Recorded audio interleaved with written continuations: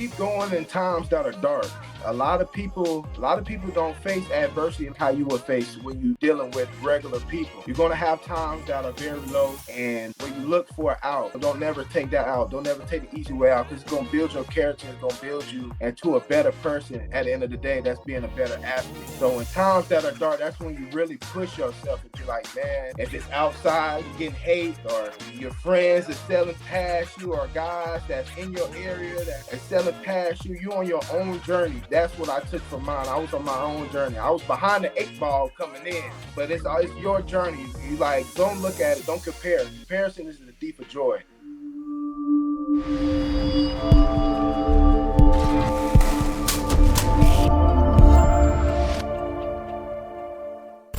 What's up, everybody? Here with Off the Field. We back with another one. We back here with special guest Kyle Frazier. Kyle, he's played O lineman for Georgia Southern University, and he just recently went viral for being the guy that threw it with Aaron Donald, the Make-A-Wish kid. How you doing today, bro? I'm doing good, brother. Can't complain. Good, good. So before we get into everything, bro, let's just talk about your journey from having cancer, continuing your career, and what did everything mean to you, and what was your mental state at the time when you found out about everything? So to go back, man, I was diagnosed in April of 2019.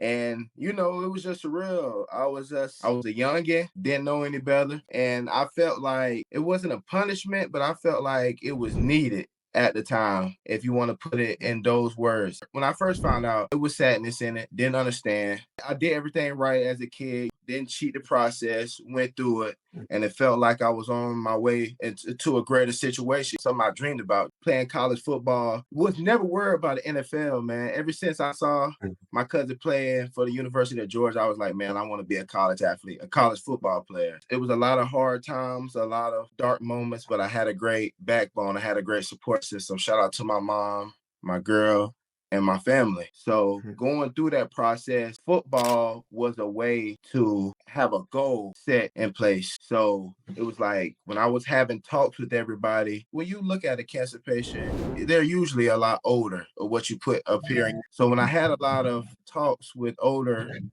patients, they was like, man, Cal, you have something to look forward to. So I used that as like a fuel during that time, during my whole process, my whole journey. I worked out and I had like that fuel to the flame. Man, I got something I'm working to get back to. So you said it happened in 2022, right? What grade were you in? I was a senior in high school when I got diagnosed. So how did that even occur? How did you realize you even had cancer? Man, it was crazy. It was one day, got done with a workout, came home and was like, I took a shower and I'm like, man, something off. So it was my right side of my neck was swollen, like huge. And my mom's in the medical field. So went up to her, showed her, and she was like, no, it's not hot to the touch. No, it's no pain. Her emotions instantly left her face. She knew what time it was, but she tried to keep calm because she didn't want to overjump at the time. So we hopped in a car, went to the hospital, and my mama knew from the get-go. She was the whole time when we was in the ER room, she wasn't saying nothing to me. I was like, something is off. But me, man, I'm like, I might got something weird going on. Little fluid got to get drained. It just led to having a biopsy and led to the diagnosis. So it was still during football season. No, it was after. It was right there. It was spring 2019. So it was right there. I finished football. It was right there when you go start back working out in high school. So it was right before graduation. I'm trying to get in shape for college. So you had an offer from Savannah State, right? Yeah, I had an offer from Savannah State. I committed to Savannah State right before then, which is crazy. So what the coaches said when they found out about everything? They kept your offer on the table? Man, that was the scariest part ever, man. I wish I could have my mama right here to let you know. I'm telling her, like, Mom, please don't call. And she was like, Kyle, I got to know, because as a parent at the time, she going through it, she was like, I just got to know. Like, it's already so much bad news. I don't want this to be one. But Coach Quinn, he kept my offer on the table. He kept it there. It was like, man, you're a Tiger forever, and still want to have you here. And that was another fuel to the fire right there. He checked up on me. The guys there checked up on me. The whole staff, administration, everybody at Savannah State checked up on me. Just kept that hope Wow. alive. First of all, that's amazing. So shout out to Coach Quinn. Big shout out to you. Shout out to all Savannah State. And how long was the sit out process? Because you had to go to therapy, you had to build it up. So it's not like even after you played, you still had to recover even after that. So talk about that process and that Man, journey that was going. process right there, I wouldn't wish that on nobody. But I did 3 surgeries in 1 week with biopsies Wow. and the bone marrow biopsies included. And luckily, my mom had a friend that worked in the oncologist's office where my doctor that was the lead on my cancer. So she had a friend that got me in that Monday, and I started getting treatments, I think, the next Friday. So it was pretty fast. And it was different. Chemotherapy is different, man. If you know anybody that went through it, they'll tell you. But I had a great body at the time, and my chemotherapy was supposed to last somewhere from 8 to 12 months, and I was done in 4. A little help to my doctor because usually he haven't dealt with bigger guys. So he gave me, it's not his fault. We gonna put that out there. I'm not trying to expose my doctor. At the time, he gave me a little more medicine than what was supposed to be gave. So I guess it attacked it a little bit harder, but I could take it because I was a big healthy dude at the time. My whole cancer process, my mom would tell you, I was in that gym. I needed to get my mind off. Anything I could do to get my mind off it, I was doing. But I did chemotherapy So for 4 months, and I did a round of radiation treatment for a month. After that, I was done. It was April, so I was done in August. Rang my chemotherapy bell in August, and rang my radiation bell in September. The beginning of October, and we got to work. So you was able to play on your freshman season, not actually play, but you was on the team. Now, I wasn't, not really, I wasn't in school during that time. So I came in that spring of 2020. So Okay. when they played in that fall 2019, I was just coming to the games and supporting. But, I was in the locker room. Some of the games, I was in the locker room with them. I was on the sideline when they played down in my hometown. When they played Benedict and Augusta that year for their little classic, I was there on the sideline. Definitely after those treatments, my body was in a whole different other state. It was in a whole nother state. I lost they deteriorated. So I'm talking about, I couldn't even lift like 10 pounds on both sides on bench. I'm shaking trying to get it up. And if you was to ask Coach Quinn, even when I came back or I started to get back into working out, I'm at practice in the spring. We doing drills, how you do mat drills and things like that. We got to make cuts. I'm falling all over the ground, man, trying to get back right. So it was definitely a mental thing, but it was great to have a great supporting cast around you. Somebody that can have your back and let you know. So talk about that, bro, because you said you working out throughout chemotherapy, trying to get your mind off things, right? And then you going back to playing college football. And everybody knows that's not easy. And at that, you're playing old lineman where you got to block people that's 300 pounds. And you say you can barely lift 10 pounds on each side. So first of all, that's huge mental toughness. Shout out to you, Kyle, for everything that you've been doing and just your journey. But talk about that. Talk really about those, because it had been long nights. It wasn't easy, right? That process at all was not easy. It put a lot of pain into it, and my biggest thing was just to get the weight back on. During that time, I went from 290 to 239. I lost almost 50, 60 pounds. So the biggest thing was that buffer period before going back in spring was trying to at least get, because I finished in October and I had to get right back got right with a trainer and was trying to put the weight back on and trying my best to at least get in some type of shape, but I still wasn't nowhere near college ready. And Coach Quinn was excited when he saw me. He was like, I just had so much potential. And he just made it to where, like, going through what I went through with cancer, just accomplished goals. During that time, I'm forgetting the strength coach name.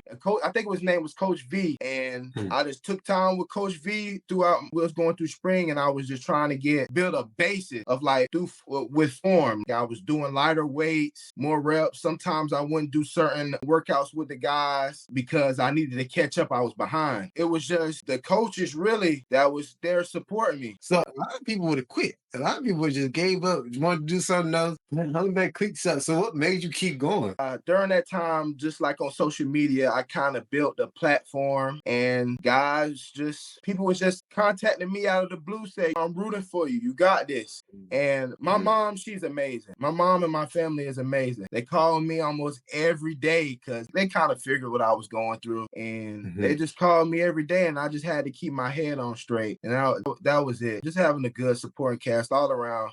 From my community in Augusta to my family to Savannah State. That was just it. They just kept my head right. So you said people was reaching out to you, right? And obviously you was doing some reaching out too. So how did you even make that connection with Aaron Donald and going up to train with him? My mom got in contact like right when I was going through my cancer treatment with Make a Wish, and you fill out an application, things like that, send it in. And at the time, you just wait for your wish to say yes, we could grant your wish. Then you tell them what it is. So when I sent it in, I was already 17, about to go off to college. It was like January when my freshman year, like that. It was like January, spring 2020, when there was like, yes, we'll grant your wish. So the first plan was to have Aaron Donald and some of the guys come down and do a joint workout with Savannah State. I know that was Oh, going to be really? major, but COVID hit that March. So it was like, man, they got put on the back burner, and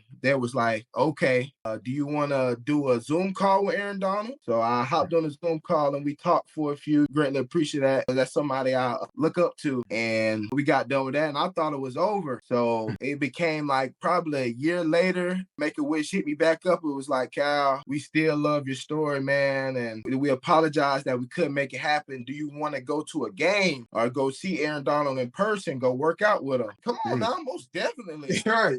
So they apologized for, I wouldn't say it was bad, but it was something I didn't want, but we ended up getting it right. So that would led to me being able to work out with Aaron Donald. Was it workout really intense? Was it something crazy or was it just like a different level? Man, thank you, man. The boy Matthew Stafford tried to expose me. So before he came, they strength and conditioning coach already put me through the ringer. You can see him walking in doing the little pull-ups, but we was already working out before he came in. Mind you, this whole time, I'm living life on vacation mode. I'm up there, they taking care of me. I'm thinking we go Right, you to at the LA. field and do a little for the media. Nah, he came in and was like, we gonna do some core. I'm like, can't back down from it though. Can't back down Right, you from got it. it. So That's I'm like, yeah, AD. let's do some core. Everybody around, man, he finna do core with him. Oh, nah. Nobody worked out with Aaron Donald. So we just do like planks, and I'm talking about all type of cool workouts, and then we just going. Man, it started to set in a little bit. I'm like, that diva got to come up about me.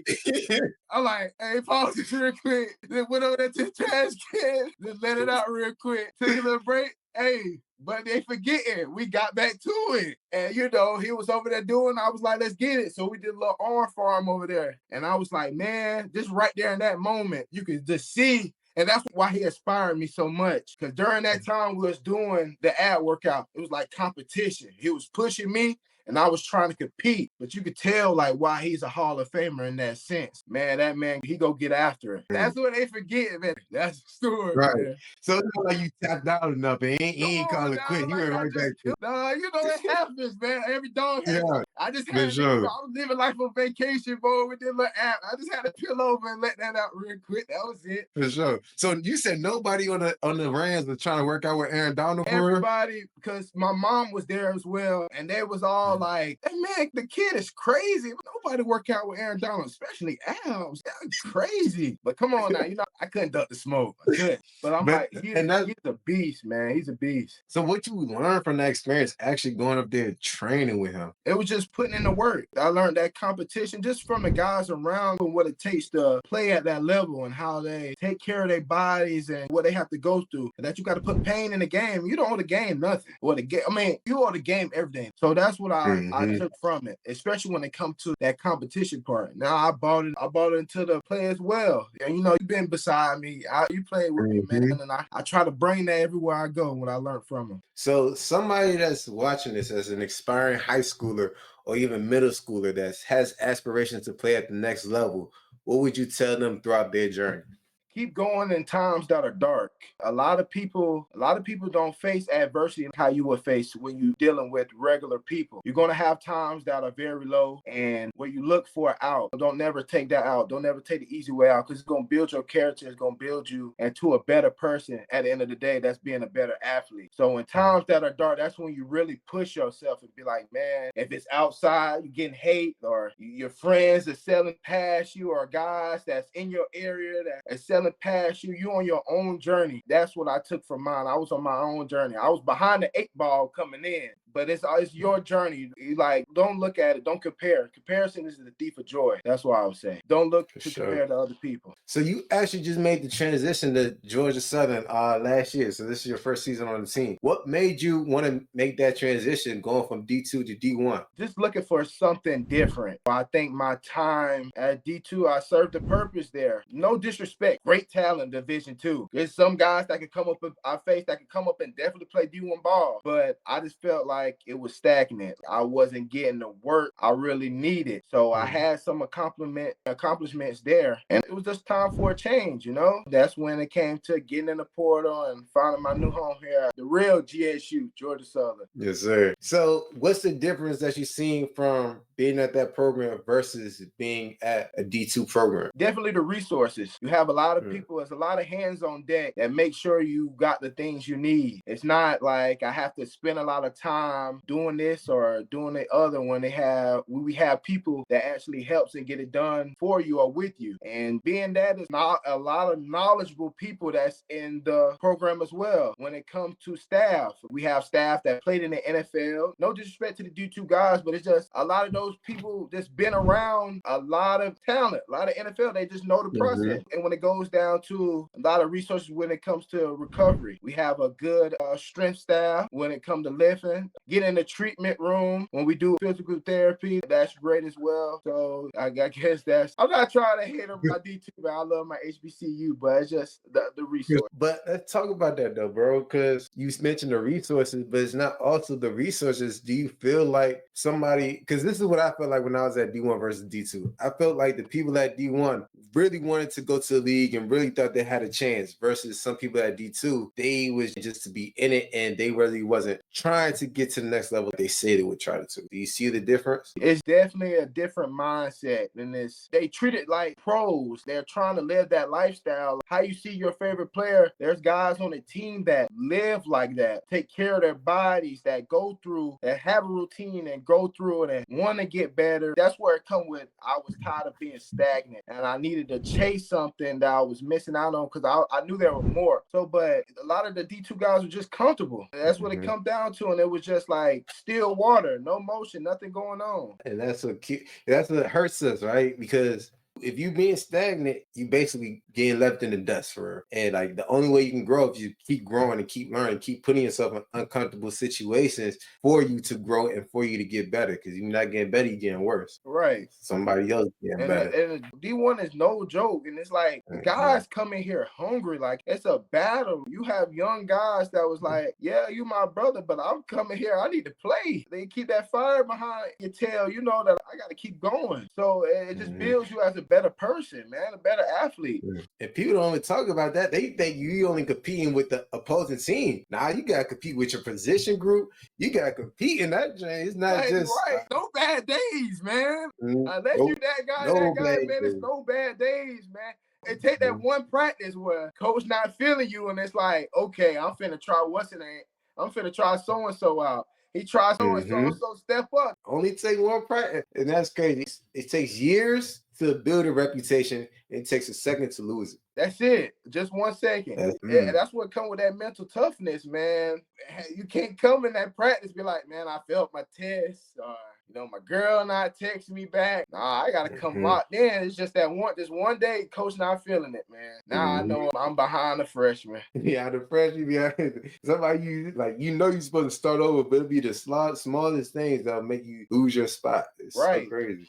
Or be like, just no example. It's just an example of a guy that has all the talent in the world, but his teammate just does everything right. So that's why he's playing. He's starting over you. Yes, he might not be more physically opposing than you or talented than you, don't run routes better than you, don't tote the pill better than you, but he does everything right. And that's what I've seen a lot of times versus D1 to D2, because in D1, they want somebody that's reliable. They want somebody, because that's their livelihood. So they looking at somebody, if I can't trust you on the field, whether you messing around, like they take a lot of things in accountability rather than somebody that's talented. And that's why I also see in D2 sometimes they get away with a lot of things that wouldn't get away with. Most definitely. At D2, if you're talented, it doesn't matter. I felt like you was just out there. D1, there's guys up there that has the same, you're both training the same. And yes, you may be better than him, but if he go out there and he has no MAs, he shows up,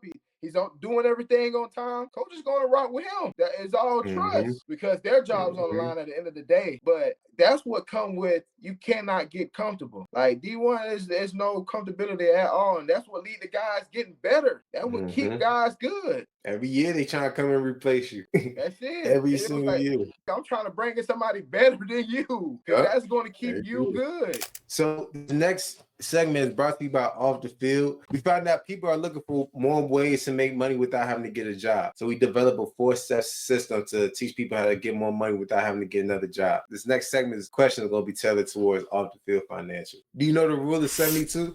I do not. Cool. So 72, the rule of 72 is 72 divided by the interest rate, and that's how long it's going to take for your money to double. So right now, typically banks is at 2%, so it's going to be 72 divided by 2, and it's going to take your money 36 years to double. So we have a lot of financial products that your money would double in 2 years, 3 years. So letting your money sit in the bank, it's kind of a bad thing because your money's not making more money for you. Right. Do you know the difference between term and whole life insurance? I do not. Cool. So term is basically temporary, probably 15 to 30 years. If anything happens to you, they pay you out in a large lump sum. So usually for a lower cost, so let's say $50 a month can get you $1 million in coverage or so, right? So low coverage. Low cost, high coverage. But a whole life, it builds cash value. So now you're building cash value and investing your money, but also is an insurance account. So if anything happens to you, you're protected. But the cool thing about the whole life is it's tax-free and you could pull from it whenever you want to. So now your money is sitting, you pull from it whenever you want to. And the cool thing is, if you pull from it, the money is going to still show in your account like it's still there. So now you have liquid 50K, but you're still making interest off the 50K that's in there. That's nice. Yeah. Do you know the difference between simple interest and compounding interest? I do not. All right, cool. So simple interest is basically just making an interest. Let's say somebody said, hey, every year I'm going to credit your account 5%, no matter what it does, right? I mean, this is going to be a consistent 5% of that account. But compounded interest is you're going to get 5% of whatever money is added extra. So 1 year you make 5%, now you're going to get 5% off of that money that's in there. So now your money's doubling with compounded interest. Okay. Yeah, so that's the difference. So that's what we teach people off the field financial. We teach people how to invest their money the smart way and protect it and grow it. Most definitely. Something I need to look into. Most definitely. Cool. I'm actually hosting a workshop every Saturday at 11 a.m. So the link gonna be down below for everybody that wants to lock into it. Getting back into it. So Kyle, you had an amazing journey and your journey is still yet to be written. It's still in writing. What do you want your fans and supporters to know that you're doing and what you're going to do in the future? What I'm doing right now is just trying to hold in on, I'm trying to lock in on my skills. Oh my God. I'm trying to lock in on my skills and my techniques when it comes to playing ball and become a better person at the end of the day and be that guide to the youth. So if football don't work out, I want to become like that symbol to the youth, like this is what it takes, and be that outreach for them, like a mentor like that. If football at the end of the day don't work out, you know, I'm looking for that call, whatever is in store for me. As an athlete, you never know where the future is going to turn out. You have big plans. I have big plans. The league or different leagues, whatever it may be. But that is plan B. My plan A is to be a coach or a mentor. I love it. I love it. So I appreciate you for coming on today, bro. Anything you want to say to your fans and supporters that's out there watching? Most definitely, I appreciate y'all, all the support, all the love. I appreciate the hate too, man. But just know it's still a grind, man. I'm still over here grinding. I'm going to say it every day. Still over here grinding, still over here enjoying life, living optimistic. And to those fans out there that have younger athletes in your family, maybe it's your son, maybe it's a little kid you know on the block, have them hit me up, man. I love having conversations. I love inspiring the youth. That's something I'm looking into doing. And yeah, shout out to y'all and keep me going. I love it. So now we get into the hot seat questions of the interview. You ready? I'm ready. Bet that. What is the craziest story that still follows you to this day and what you live by? As in, like, Is it just life? Anything that you carry on the football field? I remember one story you shared with me. You was like, you fell down during the mat drills and you fell down and he was like, I didn't want them to look at me like that again. So any story that you feel like really define your path that you're on right now? not really. It just as in just my. I think my journey is crazy enough. Mm, I was a guy that's like I'm in the weight room during like when I was going through my journey. Like I'm having cancer treatments, but I'm still working out because I needed it. I needed to get it off my mind. I didn't want to mm, think about it. So I'm going through it and people are finding out about it at the gym I was at. Like I'm doing cross fitness during this time. And at the gym I was at, people was finding out through some of the trainers that was there. So they telling mm, people in the gym was like, and you could just see like them talking to people and they just staring at me like, is this kid mm, really in here like lifting and doing all this? And he going through something like, why is he not at home? So just I think that was one of the craziest thing. And like I was going through chemo. So craziest thing would be like my hair was falling out while I mm, was lifting or like working out. And folks like look at me and like they know what's going on, but it was mm, like they didn't know what to do. So some people was like, okay, like how can I be supportive of this and not like say like this is insane. Like I'm getting off the right, ground and I had like free form like kind of locks at the time. So I'm getting up off the ground, my hair on the ground, and they like, well, how do I can't tell this guy, man? That's kind of insane, Cal. But they right. knew though. They knew though. I love it, man. I love it, bro. You have an amazing story, bro. Keep impacting others out there, bro. And just keep living that life, bro. I love you, man. Man, for sure, bro. It's love, brother.